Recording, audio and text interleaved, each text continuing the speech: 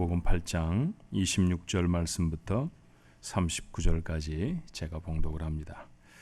그들이 갈릴리 맞은편 거라사인의 땅에 이르러 예수께서 육지에 내리심에 그 도시 사람으로서 귀신 들린 자 하나가 예수를 만나니 그 사람은 오래 옷을 입지 아니하며 집에 거하지도 아니하고 무덤 사이에 거하는 자라. 예수를 보고 부르짖으며 그 앞에 엎드려 큰 소리로 불러 이르되 지극히 높으신 하나님의 아들 예수여, 당신이 나와 무슨 상관이 있나이까? 당신께 구하노니 나를 괴롭게 하지 마옵소서 하니, 이는 예수께서 이미 더러운 귀신을 명하사 그 사람에게서 나오라 하셨습니다. 귀신이 가끔 그 사람을 붙잡음으로 그를 쇠사슬과 고랑에 매어 지켰으되 그 맨 것을 끊고 귀신에게 몰려 광야로 나갔더라. 예수께서 내 이름이 무엇이냐 물으신즉 이르되 군대라 하니, 이는 많은 귀신이 들렸습니다. 무적행으로 들어가라 하지 마시기를 간구하더니 마침 그곳에 많은 돼지떼가 산에서 먹고 있는지라 귀신들이 그 돼지에게로 들어가게 허락하심을 간구하니 이에 허락하시니 귀신들이 그 사람에게서 나와 돼지에게로 들어가니 그때가 비탈로 내리다라 호수에 들어가 몰사하거늘 치던 자들이 그 이루어진 일을 보고 도망하여 성내와 마을에 알리니 사람들이 그 이루어진 일을 보러 나와서 예수께 이르러 귀신 나간 사람이 옷을 입고 정신이 온전하여 예수의 발치에 앉아 있는 것을 보고 두려워하거늘 귀신 들렸던 자가 어떻게 구원받았는지를 본 자들이 그들에게 이르매 거라사인의 땅 근방 모든 백성이 크게 두려워하여 예수께 떠나가시기를 구하더라. 예수께서 배에 올라 돌아가실새 귀신 나간 사람이 함께 있기를 구하였으나 예수께서 그를 보내시며 이르시되 집으로 돌아가 하나님이 내게 어떻게 큰 일을 행하셨는지를 말하라 하시니 그가 가서 예수께서 자기에게 어떻게 큰 일을 행하셨는지를 온 성내에 전파하니라. 아멘. 광복 70주년이랍니다. 한국에 있는 중학교 학생들한테 광복절이 뭐냐 그랬더니 절반 이상이 대답을 못했다고 그래요. 뭐 하는 날인지. 광복이라는 말은 빛을 되찾았다, 독립을 했다 그런 뜻입니다. 구원을 받은 것도 빛을 찾았다라는 의미로 보면 우리는 날마다 광복을 경험하고 있는 셈이죠. 그렇죠?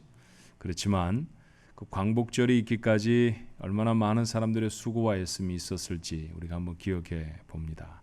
어떤 이는 독립투사가 되기도 했고 어떤 이는 또 외교적으로 나와서 애를 쓰기도 했고 말이죠. 정말 많은 노력과 애씀이 광복을 이루어내는 것이죠. 우리나라에 다시 한번 빛이 회복되어야 할 때인 줄로 믿습니다. 이 일을 위해서 또다시 노력을 해야 된다고 하면 총칼을 들고 나아가 외지에서 싸워야 하는 일이 아니라 그리스도인들이 빛을 얻은 사람들이 기도해야 할 줄로 믿습니다.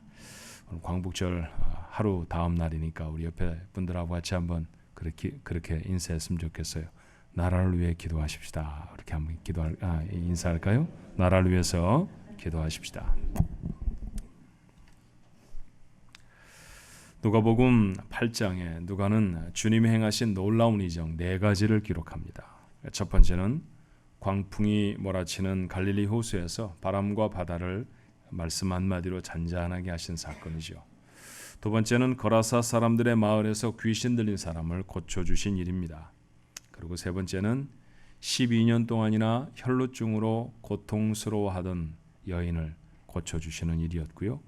마지막 일은 12살 배기 회당장 야이로의 딸이 죽었는데 그 딸을 살려주신 일이었어요. 여러분 이렇게 쭉 얘기하고 나면 보세요.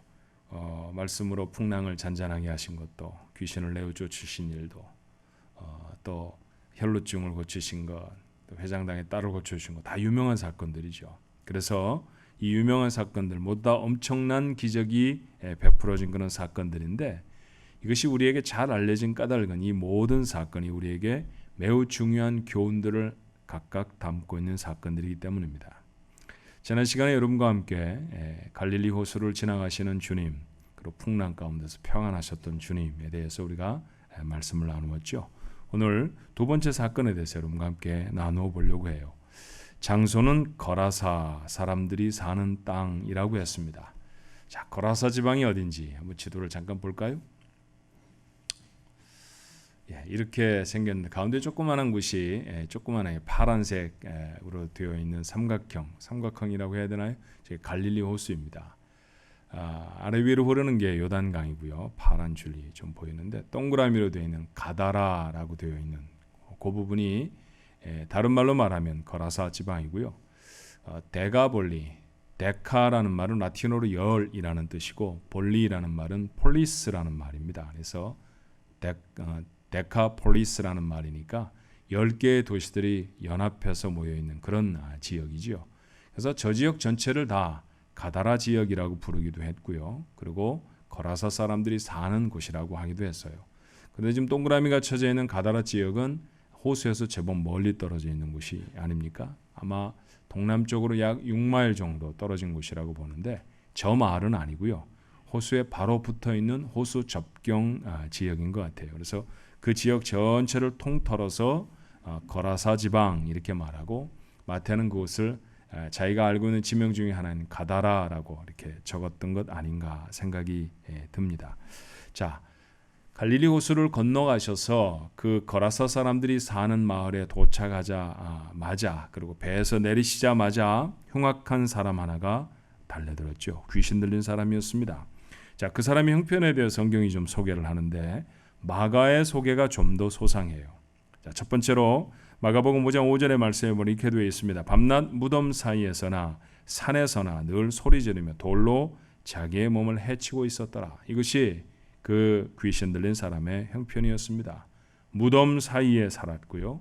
벌거벗은 채 소리를 지르고 자기 몸을 상하며 살아가는 비참한 모습이 바로 이 귀신 들린 자의 모습이었어요. 기괴한 능력의 소유자이기도 했습니다. 마가복음 5장 4절의 말씀에 보니까 이는 여러 번 고랑과 쇠사슬에 매였어도 쇠사슬을 끊고 고랑을 깨뜨렸음이로라. 그리하여 아무도 그를 제어할 힘이 없는지라. 귀신 들린 사람을 어떻게 막아볼 도리가 없었습니다. 어떤 때에는 쇠사슬로 꽁꽁 묶어놓기도 했는데 그것을 다 깨뜨려 버릴 수 있는 괴력의 소유자였다는 것이죠. 운동을 많이 해서 근육이 키워졌기 때문에 이런 일이 가능했던 것이 아니었죠. 이런 포악한 능력은 그에게 귀신이 들렸기 때문이었습니다. 더군다나 그 귀신은 한둘이 아니었던 것 같아요. 누가복음 8장 30절 오늘 본문의 말씀에 보니까 예수께서 그 사람을 점유하고 있는 악한 영에게 물으십니다. 너 이름이 무엇냐? 물으신즉 이르되 군대라 하니 이는 많은 귀신이 들렸습니다. 정말 심각한 상태이죠. 근데 여러분 이 말씀을 읽다 보면 마태, 마가, 누가 이 세 명의 복음서 기자가 모두 다 이 사건을 기록하고 있는데 마태는 좀 간략하게 기록하고 있고 마가는 보통 다른 사건은 굉장히 서머라이즈해서 아주 짧게 기록하는 반면에 오늘 이 사건은 굉장히 디테일하게 기록하고 있어요. 그만큼 마가에게 있어서는 중요한 어떤 그 도전을 주었던 중요한 깨달음을 주었던 사건이 아니었나 싶습니다. 누가도 역시 아주 디테일이 상세하게 다 드러나도록 그렇게 기록하죠. 그런데 이 세 명의 복음서 기자가 모두 다 공통적으로 기록하고 있는 이상한 기록 하나가 있습니다. 자, 마가의 본문으로 보면 이렇죠. 마가복음 5장 6절로 7절에 그가 귀신 들린 사람입니다. 멀리서 예수를 보고 달려와 절하며 큰 소리로 부르짖어 이르되 지극히 높으신 하나님의 아들 예수여 나와 당신이 무슨 상관이 있나이까 원하건대 하나님 앞에 맹세하고 나를 괴롭히지 마옵소서. 자, 그 귀신 들린 사람이 멀리서 주님을 보고 달려와서 무릎을 꿇었다고 했습니다. 누군가가 그에게 이분이 예수님이시다 그렇게 소개를 한 것도 아니었죠. 그런데도 그는 단박에 그분이 이름을 예수라고 하는 분인 줄 알았습니다. 더군다나 하나님의 아들 예수라고 그는 말합니다. 귀신 들린 사람, 그 귀신이 들려져 있는 그 사람이 가지고 있는 신통한 능력이 아니라 그를 점유하고 있는 귀신의 능력이었어요. 그 귀신이 주님 앞에 달려와서 주님께 무릎을 꿇고 절을 했다라는 것이죠. 어쩌면 이 말씀을 읽으면서 봐, 예수님이 귀신보다 높잖아. 귀신도 꼼짝 못한다고 그러면 기분 좋게 이 말씀을 읽을 수도 있을 것입니다. 그런데 마태, 마가 그리고 누가는 이런 목적으로 이 내용을 적었을까요? 그들이 이 글을 적을 때에도 그때 얼마나 우리가 신났는지 몰라 그런 마음으로 이 글을 적었을까요? 어떻게 보면 이 사실은 정말 당연한 사실 아닙니까? 하나님의 아들이 세상의 더러운 영보다 더 권세가 있으심에 분명합니다. 귀신 같은 것은 군대가 아니라 그 이상이라도 주님 앞에 꼼짝할 수가 없죠.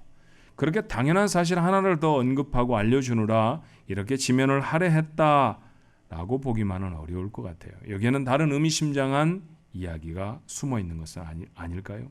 저는 이 말씀이 이런 당연한 사실을 밝히는 것 이상의 의미를 담고 있다고 생각했습니다. 자, 누가가 기록한 내용들을 잠깐 우리 한번 앞서서 기록한 것들을 살펴보십시다. 누가복음 1장에서부터 누가는 주님이 세상에 어떻게 오셨는지, 그 오신 주님을 세상에 있던 사람들이 어떻게 만났는지에 관해서 상당히 소상하게 기록하고 있습니다. 자, 하나님의 아들이 세상에 오셨죠. 그런데 그 하나님 앞에 매일매일을 예배한다고, 당시의 말로 말하면 제사한다고 그렇게 말해야 옳을 것입니다. 그러던 사람들, 제사장들이었어요. 매일 하나님 앞에 나아가는 사람들입니다. 그런데 하나님의 아들이 오셨는데 몰라봅니다. 알지 못했습니다. 율법에 통달한, 여러분 율법이 뭡니까? 하나님의 말씀이잖아요. 그죠? 그런데 그 말씀을 주신 분의 아들이 세상에 와도 그 말씀을 잘 알고 그 말씀을 가르친다고 하던 선생들, 그 당시의 사람들의 말로 말하면 랍비들도, 그리고 바리새 사람들도 예수님을 하나님의 아들이라고 이해하지를 못했습니다. 도리어 세상의 이단자라 지목하고 죽이려고 했다는 사실을 우리가 모르지 않잖아요. 예수님에게서 가장 지근거리, 가장 가까운 곳에 있었던 사람들은 제자들이었습니다. 같이 먹고 같이 마시고 같이 잠자고 같이 여행하던 사람들, 예수님의 일거수일투족, 어찌 보면 복음서에 기록되지 않은 사건까지도 그들은 너무나 소상하게 잘 알았을 것입니다. 그들의 눈앞에서 펼쳐지던 기적이 오늘까지만 해도, 이 누가복음 8장 이 사건을 읽고 있는 이 시점 전까지만 해도 얼마나 많은 것들이었는지 여러분 모르시지 않잖아요. 그렇게 많은 기적을 보아도, 그렇게 대단한 기적을 눈앞에서 목격을 해도 여전히 그 사람들은 이분은 누구시지? 라는 것이 그들의 의문이었습니다. 배를 집어 삼키려던 풍랑을 말씀으로 잠잠하게 하신 후에 함께 배에 타고 있던 제자들이 했던 말을 여러분은 기억하십니다. 누가복음 8장 25절에 이렇게 말하죠. 그들이 두려워하고 놀랍게 여겨 서로 말하되 그가 누구이기에 바람과 물을 명하며 순종하는가 하더라. 바람과 물을 말씀으로 순종케 하셨는데도 그분이 누구신지 아직 몰랐다는 얘기 아닙니까? 가장 가까이 있는데도 몰랐습니다. 수많은 사건들을 다 목격하는 사람들도 몰랐습니다. 귀신도 알아본 주님을 사람들은 알아보지도 못하고 그에게 합당한 경배를 드리지도 않았다라고 하는 아픈 지적을 복음서 기자들은 하고 있는 것은 아닐까요? 우리의 영혼이 그렇게 죽어버렸다는 사실에 반증에 다름이 아닙니다. 감각이 없으니 하나님을 알아볼 수가 없죠. 귀신은 알아보는데 주님 곁에 있다고 하는 사람이 몰라봤다고 하면 그들의 영혼이 죽어 있었다라는 사실입니다. 그런데도요, 이 사건 속에는 은혜가 있습니다. 주님은 자신을 단박에 알아본 귀신을 구원하신 것이 아니었죠. 여전히 무지하고 여전히 배반하는 사람들, 그들을 구원하십니다. 그리고 잘 알지도 못하는 그들에게 끊임없이 그 구원을 베푼 자신이 누구인지를 확인시키시고 보이십니다. 우리가 주님을 알아보고 주께로 나온 것이 아니라는 사실을 우리는 다시 한번 복음을 통해서 확인할 수 있지 않습니까? 우리가 주님을 알고 야, 저 주님 따르면 좋겠어 라고 따라 나선 것이 아니라 주님이 우리를 아시고 우리를 부르셨는 줄로 믿습니다. 그래서 이 자리에 와 있어요. 그리고 그렇게 부르신 이가 지금도 당신이 누구신지를 우리들에게 수많은 사건들을 통해 증거하고 계십니다. 기도하면 응답하십니다. 정말 솔직히 얘기해 보십시다. 내게 정말 필요하기 때문에 응답하시는 걸까요?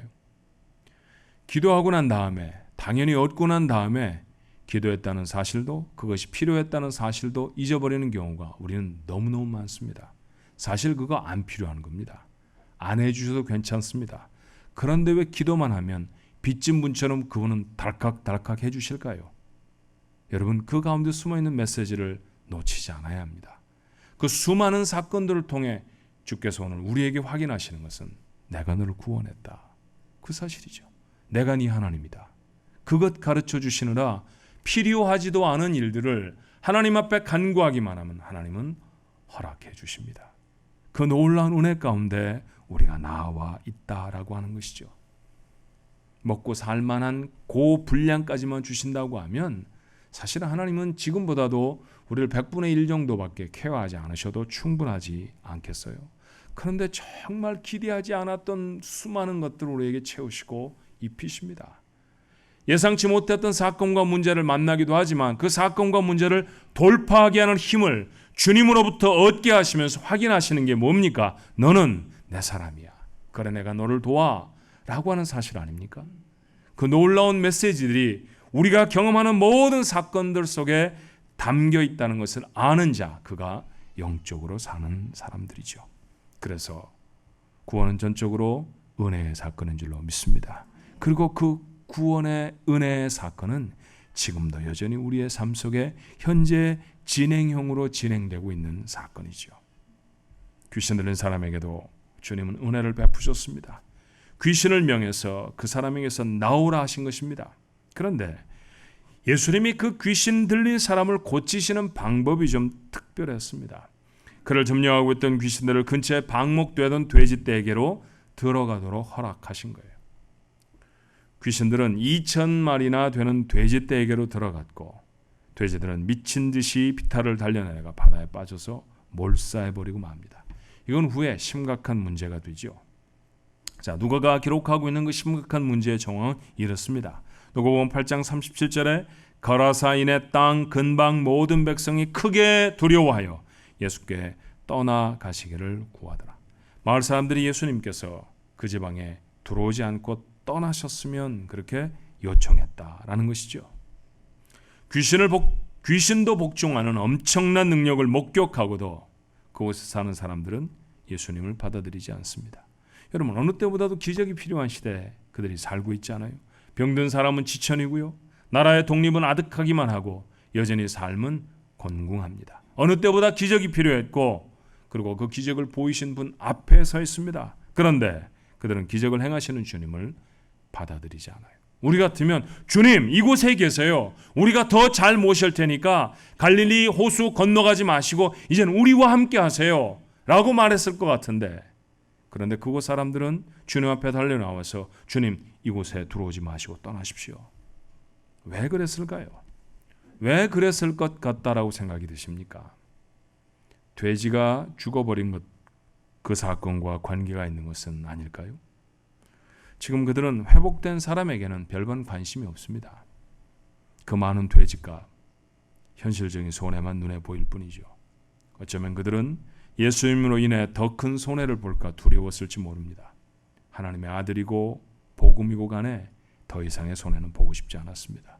그래서 예수님을 동네에 들어오시지도 못하게 합니다.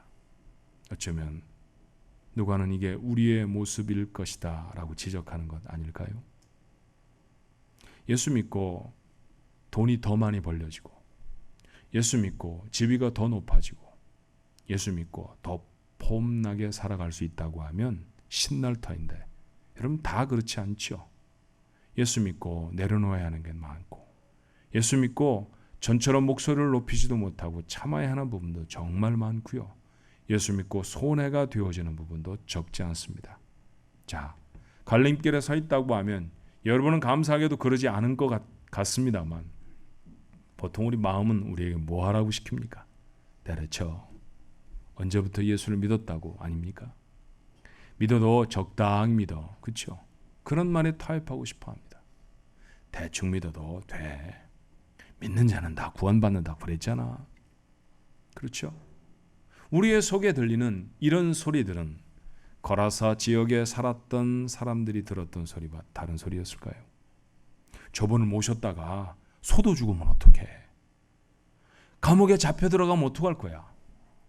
그러다가 더 많은 어려움을 당하면 어떡할 거야?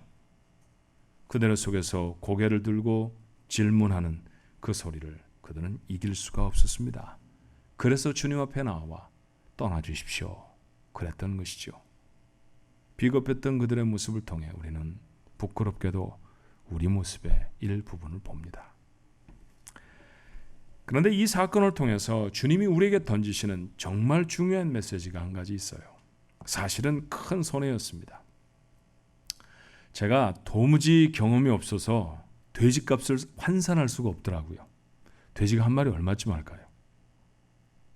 여러분은 아십니까? 보통 우리가 이 노인들, 이 교회 시니어들을 대접하기 위해서 염소를 잡을 때 염소가 돼지보다 작죠? 좀 작은 염소 한 마리를 잡는데 $300 정도 들죠? 우리 안수집 사람들 잘 아십니다. 돼지가 그거보다는 값이 더 나갑니까? 적게 나갑니까?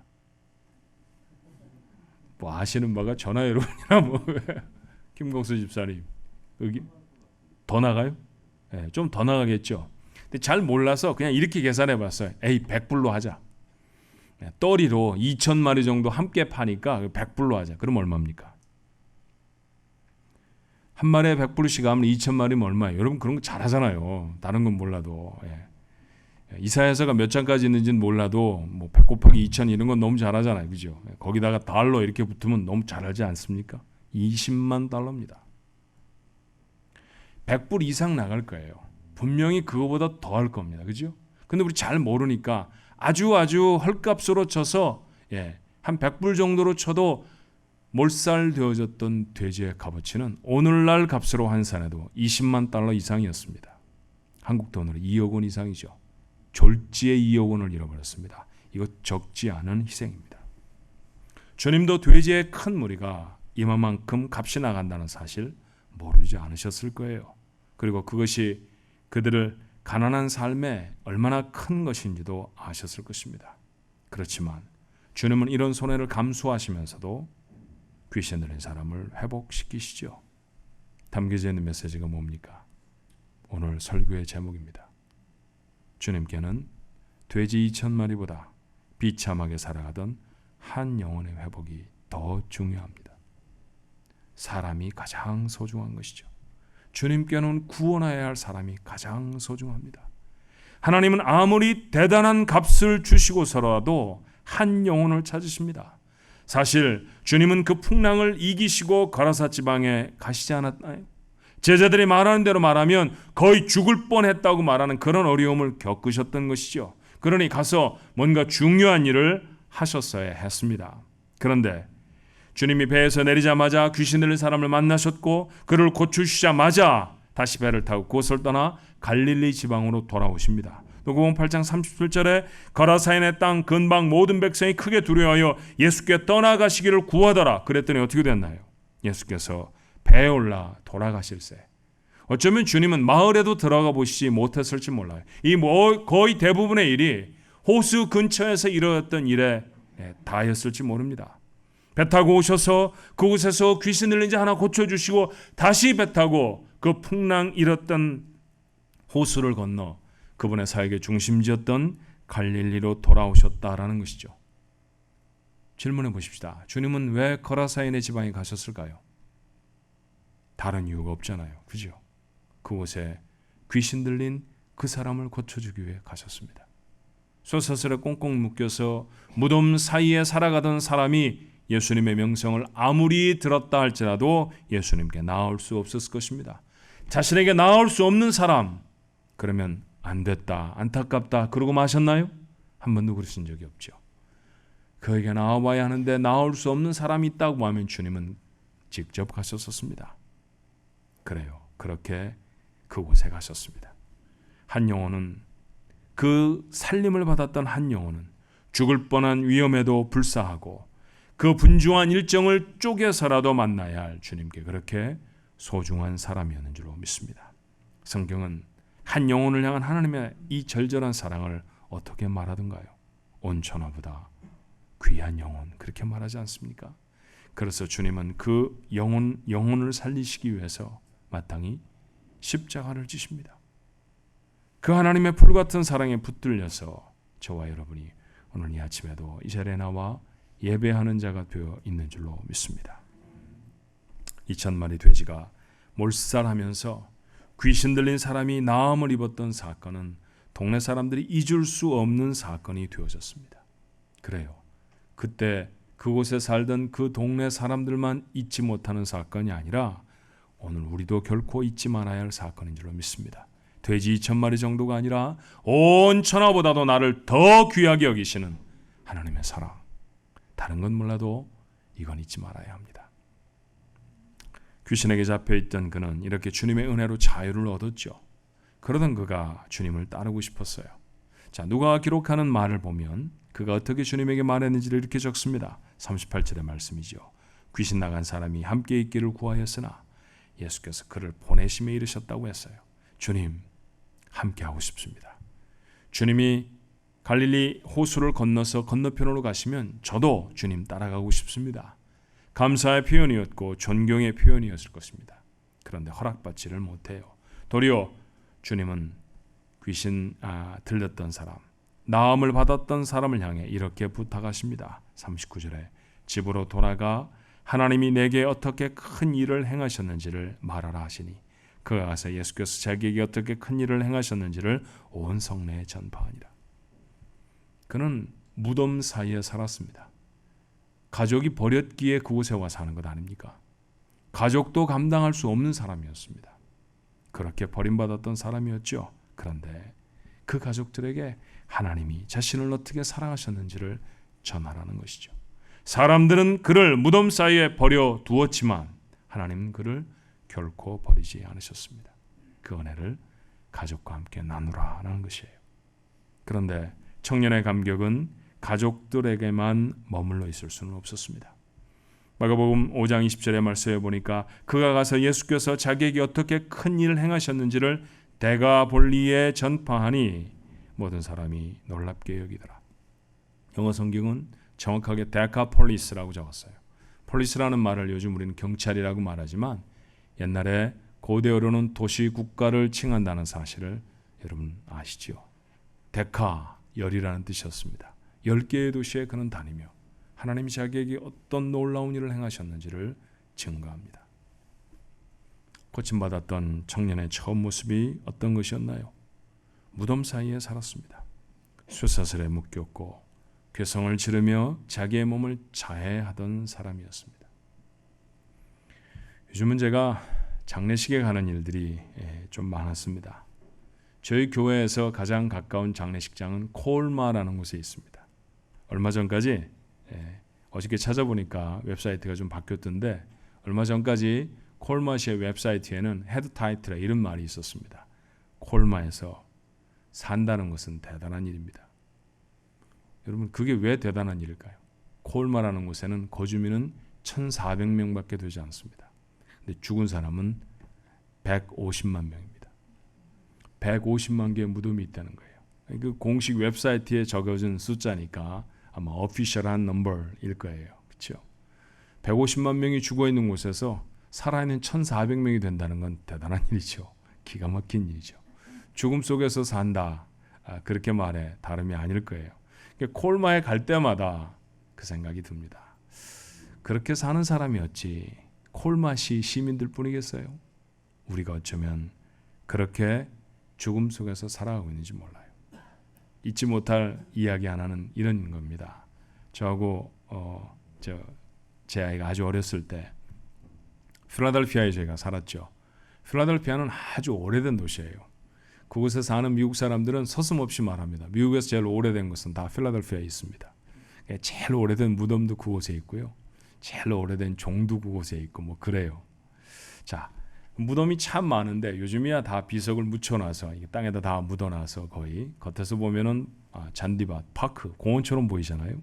근데 그곳은 아주 삐쭉삐쭉한 이렇게 아주 거창한 비석들이 많이 세워져 있습니다. 그러니까 지나가면 좀 으시시해요. 아빠 저기 뭐 하는 데야? 얘가 물었습니다. 그래서 무덤이지. 무덤이 뭐 하는 곳이야? 죽은 사람들 넣어놓는 거야. 그럼 아빠도 나중에 저기 있을 거야? 뭐라고 제가 대답해야 되나요? 당연하지요. 맞아요. 그곳에 있을 것입니다. 그런데 여러분, 무덤에 들어가기 전에도 사람들은 죽음처럼 세상을 살아가는 것 같아요. 하는 짓을 보면 딱 그렇습니다. 무덤 사이에 살아있다고 말하는 귀신 들려있는 사람은 산 사람이었습니까? 죽은 사람의 방불하게 살아가잖아요. 쇠사슬에 묶여서 고함을 지르고 옷을 벗어붙이고 자기 몸에 상처를 내고 하고 싶은 대로 살아가던 그 모습, 어쩌면 세상을 살아가는 사람의 모습 같지 않습니까? 그렇게 살아가던 사람의 모습이 우리들이었습니다. 찾아오신 주님, 그 놀라운 은혜로 우리를 치유하시죠. 미친 것 같이 살아가던 내 인생을 붙드시고 천국의 백성으로 하나님의 자녀로 회복하시며 하나님의 사람이 되게 하셨습니다. 은혜이고 사랑이었는 줄로 믿습니다. 자, 그 은혜를 받은 우리들이 이제는 가족에게로, 이웃에게로 나아가 주님이 하신 일을 전파해야 되는 것 아닙니까? 귀신 들렸던 자는 고침을 받자 가족에게 나아가 하나님이 하신 일들을 선포합니다. 그리고 그 주변에 동리에 돌아다니며 하나님이 얼마나 놀라운 일을 자신의 삶 속에 베푸셨는지를 증거하는 사람이 되어졌습니다. 이제 우리 차례인 줄로 믿습니다. 내게 베푸신 하나님의 은혜, 그거 우리의 주변에 증거하는 사람들 되어지기를 주님의 이름으로 축원합니다. 놀라운 은혜로 구원하신 하나님, 그 은혜를 세상에 증거하는 세상에서 가장 소중한 사람들, 하나님의 사람들이 되시기를 주님의 이름으로 축원합니다. 기도하십시다. 은혜와 사랑이 많으신 하나님, 저희들을 무덤 같은 세상 속에서 살려주셔서 거룩한 백성 되게 하시니 감사합니다. 정말 부끄러운 줄 모르고 살았습니다. 세상을 향해서 그렇게 악을 쓰고 세상 사람들과 더불어 살아가고 그렇게 우리 것으로 취하고 악다운 일을 부리고 그런 모습이 하나도 부끄럽지 않았었는데 구원을 얻고 빛을 얻고 보니 그것은 귀신 들린 자의 모습에 다름이 아니었습니다. 그렇게 살아가던 저희들을 주님이 부르셨습니다. 거룩한 진리가 무엇인지 알게 하셨고 인생에 마땅한 삶의 모습이 무엇인지를 깨닫게 하시고 정신을 온전케 하시고 옷을 입혀주시고 부끄러움을 가리워 주셨습니다. 하나님이 놀라운 은혜를 저에게 베풀어 주시니 감사합니다. 저희가 알고 주님 앞에 나선 것이 아니라 주님이 미리 저를 아시고 저희를 부르시고 저희를 품으셨기에 가능했던 일이었습니다. 이 놀라운 은혜를 받았사오니 귀신 들렸다가 고침받았던 사람처럼 가족에게로 돌아가고 동리 속으로 돌아가서 하나님이 자신의 삶에 얼마나 놀라운 일을 행하셨는지를 선포하고 증거할 수 있는 자가 되어지도록 은혜를 베풀어 주옵소서. 그렇게 우리의 남은 때를 멋지고 가치 있게 의미 있게 살아갈 수 있게 역사해 주시옵소서. 구원을 베풀어 주시고 은혜를 채워주신 우리 주님 감사하며 예수님의 이름으로 기도하옵나이다. 아멘.